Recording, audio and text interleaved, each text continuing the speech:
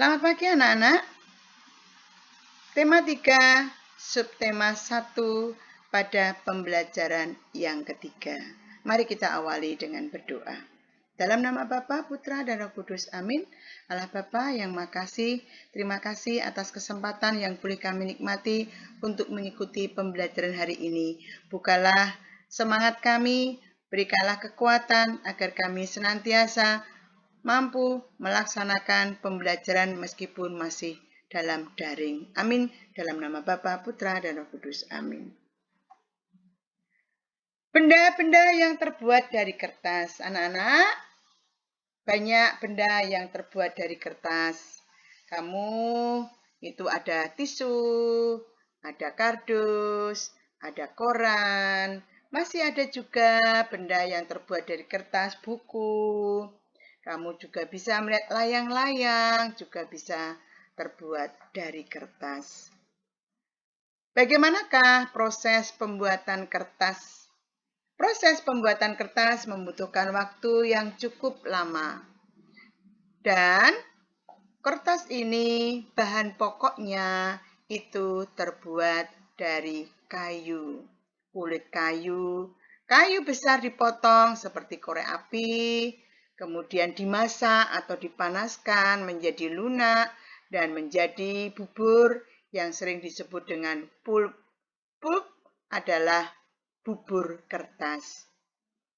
Kemudian diberi warna, disaring, dikeringkan, dan menjadi selulosa. Setelah menjadi selulosa, digiling sampai pipih dan dibentuk seperti yang diinginkan. Inilah proses pembuatan kertas. Tugas kamu yang pertama, tulislah benda yang terbuat dari kertas yang ada di sekitarmu. Tulislah benda di sekitarmu yang terbuat dari kertas, minimal 5 benda yang kamu tulis. Kemudian kita bisa lihat, meskipun nampaknya hanya kertas yang kadang-kadang kita buang begitu saja, ternyata itu berdampak pada kehidupan manusia. Karena kertas berasal dari pohon, maka kalau pohon kita sering kita tebangi untuk membuat kertas, hutan kita akan menjadi gundul. Kalau hutan gundul akan mengakibatkan longsor dan juga banjir. Padahal kita tahu fungsi hutan adalah untuk menyimpan air cadangan. Fungsi hutan itu merupakan tempat menyimpan air hujan, dan kalau itu terjadi gundul akan menyebabkan sekali lagi banjir dan tanah longsor. Selain itu, hutan itu juga berfungsi sebagai paru-paru dunia. Karena itu kita harus selalu menjaga hutan kita dengan cara menghemat kertas. Kalau kita bukunya masih bisa dipakai di bawahnya, kamu gunakan, jangan pindah halaman berikutnya. Faktanya bahwa jika kita menghemat 1 ton kertas, maka kita bisa menyelamatkan 13 batang pohon. Inilah pohon yang menjadi bahan dasar pembuatan kertas. Pohon pinus, pohon akasia, pohon jati merupakan bahan dasar dari pembuatan kertas. Bagaimanakah cara kita mengukur tinggi suatu pohon? Anak-anak, inilah alat ukur tinggi. Ada meteran roll, ada meteran saku, ada meteran pita. Yang kemarin kita sudah bicarakan pada pembelajaran yang sebelumnya.